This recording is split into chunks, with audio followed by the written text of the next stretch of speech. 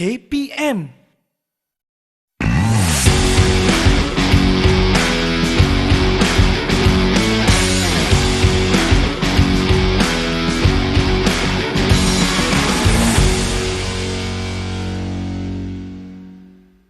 Hai semua, bertemu kembali dalam Diet dan Nutrisi bersama saya Dietitian Noral.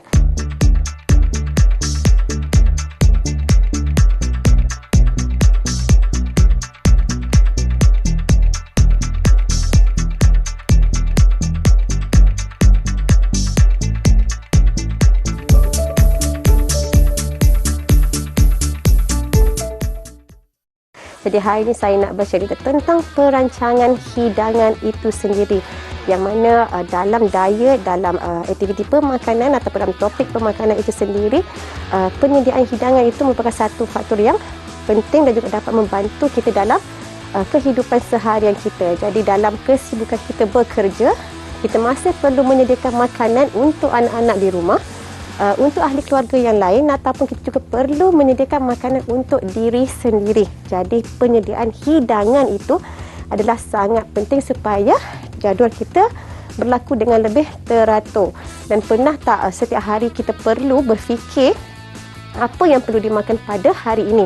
Jadi bangun je dari tidur, kadang-kadang kita terpaksa fikir apa yang perlu dimakan untuk sarapan pagi, apa perlu dimakan untuk makan tengah hari, apa pula yang perlu dimakan untuk makan malam. Dan ini menjadi seolah-olah satu rutin yang mana kita akan terpaksa baru nak berfikir, baru nak tetapkan apa yang perlu dimakan pada setiap hari. Tetapi sebaiknya sekiranya kita ada perancangan hidangan, kita tak perlu lagi berfikir untuk makan apa pada setiap waktu makan. Dan tentunya ini dapat membantu kita dapat menguruskan masa dengan lebih baik. Jadi dalam kesibukan kita untuk membuat perancangan hidangan ataupun meal planning itu sendiri, kita perlu sedar sama ada kita perlu menyediakan makanan-makanan yang berkhasiat untuk seisi keluarga, sama ada untuk diri sendiri, anak-anak, dan dapat membantu isi keluarga yang lain. Jadi apakah perancangan ataupun faktor-faktor yang perlu kita lihat untuk kita lakukan perancangan hidangan ini? Yang pertama, perancangan hidangan yang kita nak sediakan perlulah realistik. Jangan kita buat satu perancangan yang mana perancangan itu tidak realistik dan susah untuk kita ikut pada setiap hari. Jadi kita perlu decide lah ataupun tetapkan makanan yang macam mana kita perlu sediakan, pada waktu bila kita perlu sediakan, dan kita boleh ikut perancangan tersebut. Okey, selain daripada itu, ia perlulah sesuai dengan keupayaan kita untuk menyediakan menu-menu yang ada dalam kita punya meal plan itu sendiri. Jadi kalau meal plan dia bukan untuk satu waktu makan sahaja, dia mungkin untuk lebih daripada satu waktu makan. Dengan adanya meal plan ni, jadi kita tak perlu fikir ataupun kita tak perlu mengulang-ulang menu yang sama pada setiap hari. Sesetengah orang mungkin dia terpaksa ulang menu yang sama pada setiap hari. Hari pagi Isnin dia makan nasi lemak, telur mata. Hari yang seterusnya dia makan bihun goreng. Hari ketiga dia ulang balik makan nasi lemak. Jadi kalau kata dengan perancangan hidangan ataupun meal plan ini, kita sebenarnya dah mengatur dengan baik apakah makanan yang akan kita makan pada setiap hari. Dan asas kepada perancangan hidangan ini juga, selain daripada kita nak dia lebih teratur, lebih realistik dan sesuai untuk individu ataupun untuk ahli keluarga. Jadi yang individu boleh amalkan perancangan hidangan, begitu juga dengan individu ataupun mereka yang berkeluarga. Dan tak dilupakan konsep untuk perancangan hidangan itu sendiri. Kena kekalkan konsep apa yang ada dalam piramid makanan sebelum kita keluarkan menjadi menu ataupun meal yang nak disediakan. Jadi perlu ada keseimbangan dalam penyediaan ataupun perancangan hidangan itu sendiri. Jadi yang dimaksudkan seimbang tu, perlu ada kesemua kumpulan makanan. Perlu ada semua kumpulan makanan ni dalam setiap hidangan. Jadi kita tak fokus kepada satu-satu kumpulan makanan, tapi kita perlu ada beberapa kumpulan makanan yang ada di dalam piramid makanan Malaysia. Okey, tentang keseimbangan yang seterusnya sederhana.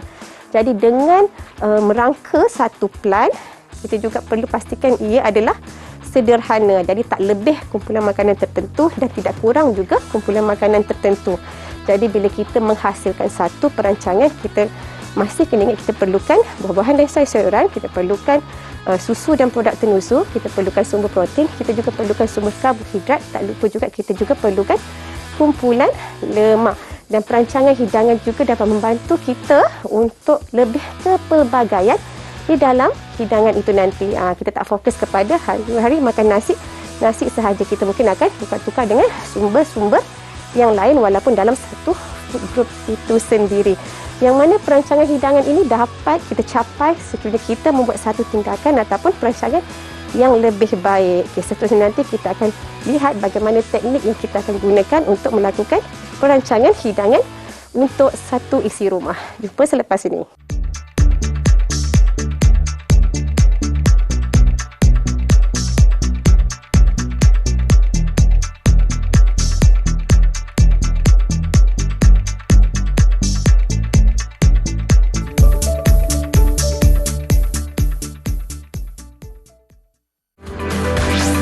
Didik TV KPM. Didik TV KPM.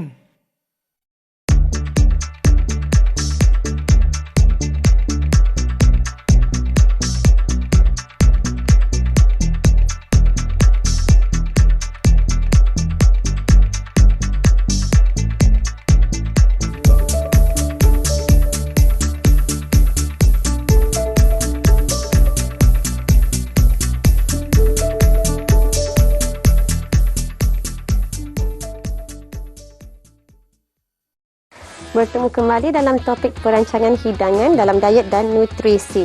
Jadi bagaimana kita nak buat perancangan hidangan untuk ahli keluarga. Jadi penting untuk kita tahu langkah demi langkah supaya perancangan yang kita lakukan itu adalah lebih tersusun dan lebih organize, dan kita perlu simpan dengan baik perancangan tersebut. Yang pertama, sebelum memulakan sebarang langkah, kita perlu tetapkan satu hari untuk kita decide sama ada kita nak lakukan perancangan hidangan ini untuk 1 minggu penuh ataupun untuk 2 minggu ataupun untuk bulanan. Tapi kebiasaannya orang akan melakukan perancangan hidangan ataupun meal planning untuk 1 minggu. Jadi minggu hadapan kita akan buat another meal planning yang lain. Jadi untuk minggu yang pertama tu, bila kita decide juga, kita perlu pilih hari apa sebenarnya yang kita nak buat grocery shopping ataupun membeli barang-barang berdasarkan menu tersebut ataupun berdasarkan meal yang kita dah letakkan dalam jadual untuk seminggu. Jadi tetapkan hari kita nak merangka, hari kita nak merancang, hari untuk kita buat pembelian. Kemudian pada masa yang sama kita juga perlu tetapkan berapa meal ataupun yang kita perlu sediakan pada setiap hari.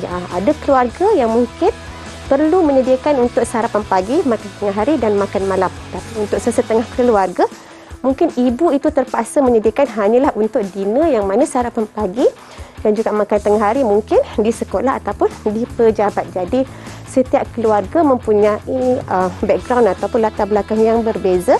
Jadi kita perlu tetapkan yang kita perlukan meal planning untuk setiap hari, untuk waktu makan yang mana. Dengan cara tersebut kita boleh proceed ataupun kita boleh teruskan bagaimana kita nak merangka perancangan hidangan itu nanti. Untuk yang kedua, selepas kita dah tetapkan bila hari kita akan buat grocery shopping dan menu yang akan kita sediakan, sama ada menus yang mana, kita perlu pastikan kita check ataupun semak kita punya pantry ataupun dapur kita lah. So ibu-ibu ni sebelum dia nak plan apa yang dia nak masak, ataupun individu yang nak plan apa dia nak sediakan untuk one whole week, dia kena check dulu dekat dapur dia ada apa. Dekat barang basah dia apa makanan yang dia ada, apa bahan-bahan yang dia ada, apa bahan-bahan yang tiada. Begitu juga untuk dari segi lauk-lauk, sayur-sayuran, buah-buahan, apa yang ada di dalam pantry tersebut. Jadi kena check semua, buat satu senarai supaya memudahkan proses nak membuat pembelian setelah kita ada jadual tersebut. Jadi langkah yang kedua tadi, kita semak dulu, kita pastikan dulu apa yang ada dalam kitchen kita, dalam dapur kita, sebelum kita melangkah kepada langkah yang ketiga, iaitu kita buat meal planning ataupun menu planning. Baru kita pergi kepada menu. Tadi kita dah kata kita nak buat perancangan hidangan, jadi dah tentu menu ni ada dalam kita punya perancangan hidangan, dan a part of yang sangat penting lah sebenarnya. So jadi untuk kita menghasilkan menu, saya ada juga beberapa tips ataupun guideline supaya menu yang dihasilkan itu memanfaatkan seluruh ahli keluarga. Jadi untuk menu pastikan ada penglibatan seluruh ahli keluarga. Jadi yang mana ada anak kecil boleh turut serta untuk memberi idea tentang menu yang dia gemari, memberi idea tentang apa menu yang dia nak makan, apa menu yang dia suka bila dia nak makan, ataupun kita boleh dapatkan kepelbagaian apabila kita tanya seluruh isi keluarga. Jadi kita bukan ikut selera ibu sahaja ataupun selera ayah sahaja. Jadi kita ikut juga selera anak-anak yang ada dalam ahli keluarga tersebut. Kalau ada anak yang dewasa, mungkin anak yang dewasa itu akan membantu untuk penyediaan menu-menu yang kita dah tetapkan itu nanti. Jadi untuk menu pastikan ada penglibatan setiap ahli keluarga sebelum kita keluarkan menu tersebut. Okey. Yang seterusnya dalam nak menghasilkan menu juga jangan lupakan konsep ataupun perkara yang paling penting iaitu makronutrien yang ada dalam piramid makanan. Jadi bila kita nak sediakan satu hidangan, kita kena fokus juga kepada karbohidratnya, kepada proteinnya, kepada lemak yang ada dan juga buah-buahan dan juga sayur-sayuran. Okey. Okay, jadi kita kena tengok satu persatu sebelum kita memilih satu-satu menu untuk dimasukkan dalam our meal planning. Kita tengok karbohidratnya apa. Jadi makanan yang kita sediakan tu kena ada semua makronutrien. Katalah karbohidrat kita ni ada pelbagai jenis, jadi boleh tukar-tukar pada setiap hari. Jadi kita tak stick ataupun tidak kekal hanya menggunakan satu sumber karbohidrat sahaja. Jadi kita boleh adakan kepelbagaian dengan menggunakan pelbagai jenis karbohidrat seperti nasi, mungkin kita tukar kepada beras perang, ataupun kita nak gunakan roti whole grain. Ada hari kita nak tukar kepada spaghetti tapi yang masih dalam kumpulan karbohidrat. Jadi karbohidrat adalah sumber tenaga yang utama, jadi pastikan menu kita ada karbohidrat. Jadi bukan karbohidrat sahaja, begitu juga dengan sumber protein. Perlu ada dalam satu menu yang direka itu, perlu ada sumber protein. Jadi mungkin kita akan tukar-tukarlah. Kita ada banyak sumber protein. Kita ada ayam, ikan, daging, makanan laut. Kita ada sumber protein daripada sayur-sayur ataupun sumber tumbuhan iaitu tahu, tempe. Jadi kita pelbagaikan. Jadi ada karbohidrat yang pelbagai, sumber protein juga perlu pelbagai. Begitu juga dengan penggunaan lemak. Kita ada banyak jenis minyak. Kita juga ada santan yang mana semuanya adalah sumber lemak. Jadi kita pilih lemak yang betul. Lemak yang betul untuk digunakan dalam menu-menu seharian kita. Dan decide juga, letakkan juga menu tu datang bersama dengan sayur-sayuran ataupun tidak. Sama ada dia datang sebagai side dish, lauk kedua, ataupun mungkin dia datang dengan satu one pot yang mana dalam satu menu ada semua karbohidrat, protein dan juga sayur-sayuran. Jadi dia lengkap. Jadi kita dah senaraikan menu tersebut perlu ada semua makronutrien. Okey. Kemudian kita rujuk pula sama ada menu yang kita sediakan tu kita dah ada resepi.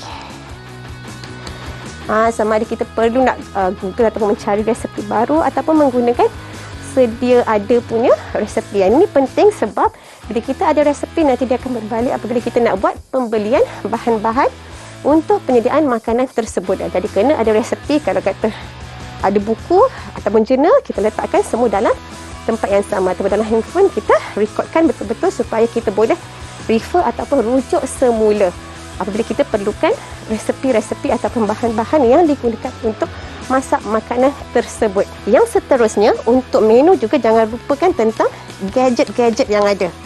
Okey, sekarang kita ada banyak sangat gadget yang boleh membantu ibu-ibu di dapur. Kita mungkin ada air fryer, kita mungkin ada microwave, kita mungkin ada oven, yang mana kesemua peralatan ini boleh ditimbangkan untuk kita menyediakan menu tersebut. Yang mana kita tahu banyak-banyak gadget ini mungkin dapat meningkatkan masa proses kita menyediakan makanan tersebut. Jadi kita considerlah menu tu berdasarkan gadget yang kita ada. Jadi tak adalah semua menu kita perlu menggunakan dapur.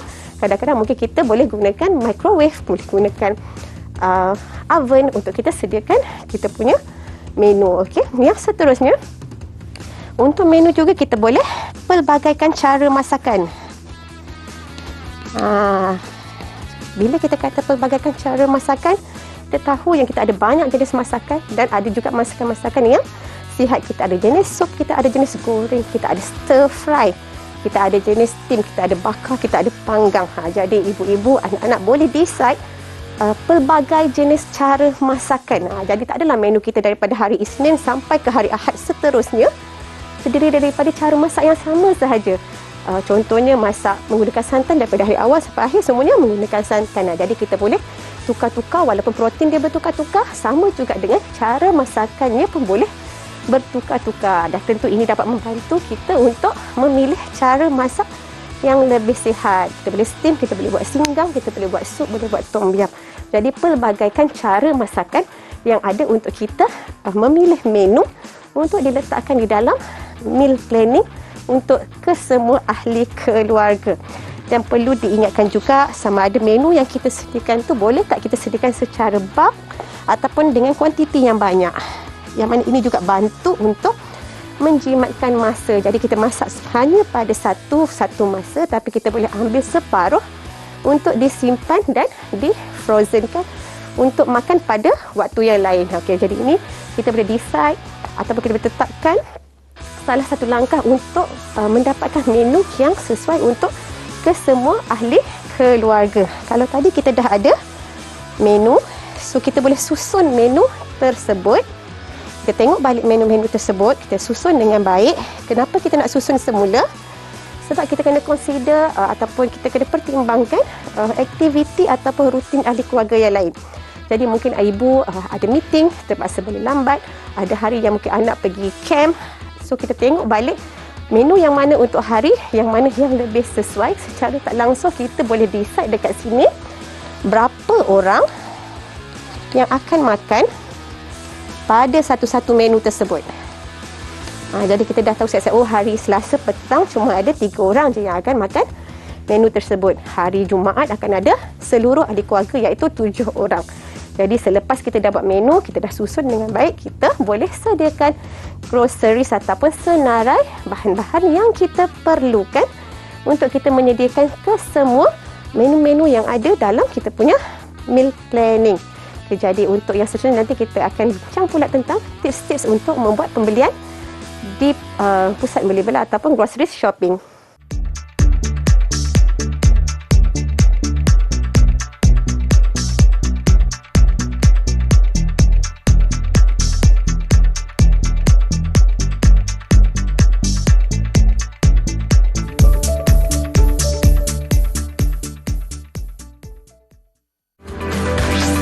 Didik TV KPM. Didik TV KPM.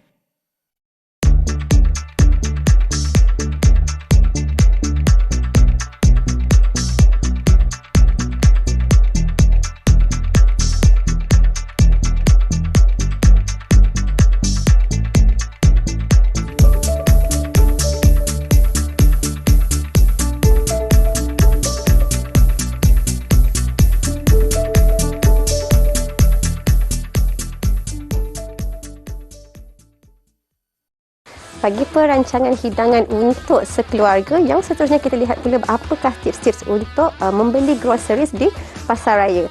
Untuk beberapa tips yang kita ada untuk buat pembelian groceries setelah kita lakukan semua langkah-langkah tadi, kita dah ada senarai, jadi kita boleh asingkan apakah groceries yang kita perlukan mengikut kategori, yang mana ini akan menjimatkan lebih banyak masa. Jadi kalau kata kita asingkan makanan sejuk beku, kita asingkan poultry, kita asingkan makanan kering, kita asingkan rempah-rempah dalam satu kategori yang mana kita akan lebih mudah untuk membuat pembelian. Jadi selepas sahaja kita beli ataupun sediakan semua bahan-bahan yang kita perlukan berdasarkan menu ataupun perancangan hidangan yang kita dah buat, kita balik ke rumah, kita terus asingkan bahan-bahan tersebut mengikut porsi yang kita perlukan. Jadi rujuk balik menu, rujuk balik jadual makan tersebut, kita perlu asingkan mengikut kuantiti ataupun saiz porsi. Yang mana untuk saiz sayuran, kita boleh potong siap-siap dalam packaging yang berbeza supaya ia dapat memudahkan kita menyediakan makanan tersebut nanti. Jadi itu antara langkah-langkah yang boleh kita follow ataupun kita ikut supaya kita dapat menyediakan satu perancangan hidangan yang lengkap dan fleksibel untuk keseluruhan ahli keluarga.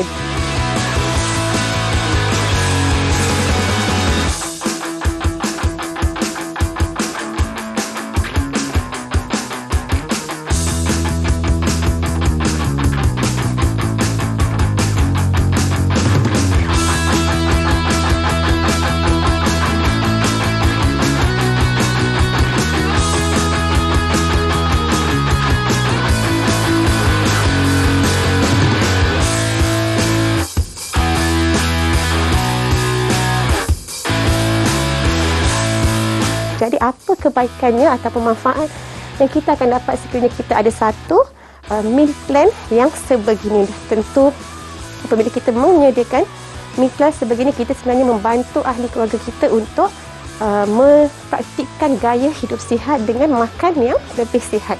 Sebab kita akan nampak sendiri bagaimana menu-menu dalam jadual kita tu kita praktikkan kepada ahli keluarga. Jadi dah tentu kita akan pilih yang terbaik, menu yang sesuai dan pelbagai untuk seluruh ahli keluarga setiap peringkat umur. Secara tak langsung kita dah menyediakan makanan yang lebih sihat untuk ahli keluarga. Yang seterusnya dah tentu dengan membuat perancangan hidangan ini, kita juga dapat lebih bonding ataupun rapat dengan setiap ahli keluarga, terutamanya anak-anak, yang mana anak-anak kita dah libatkan untuk proses daripada memilih menu sehinggalah untuk membeli barang-barang yang kita perlukan untuk penyediaan menu tersebut. Begitu juga dalam proses memasak, anak-anak boleh turut serta untuk menyediakan makanan kegemaran mereka. Itu antara kebaikan yang kita akan dapat.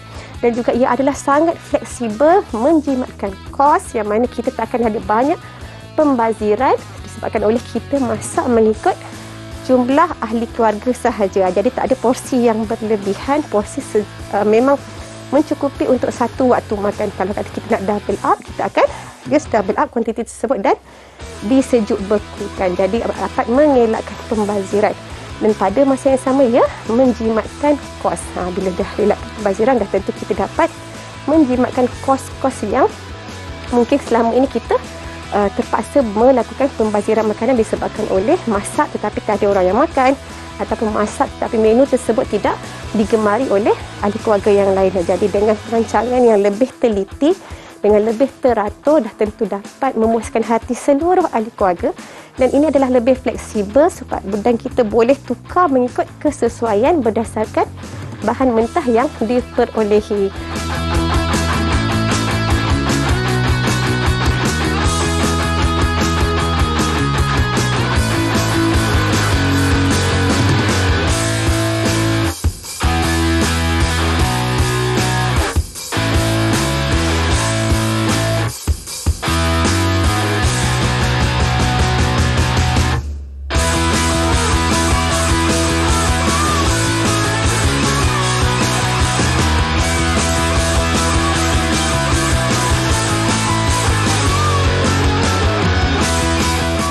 Dan saya berharap agar anda dapat merancang dengan baik perancangan hidangan untuk setiap keluarga anda. Jumpa lagi dalam episod yang seterusnya.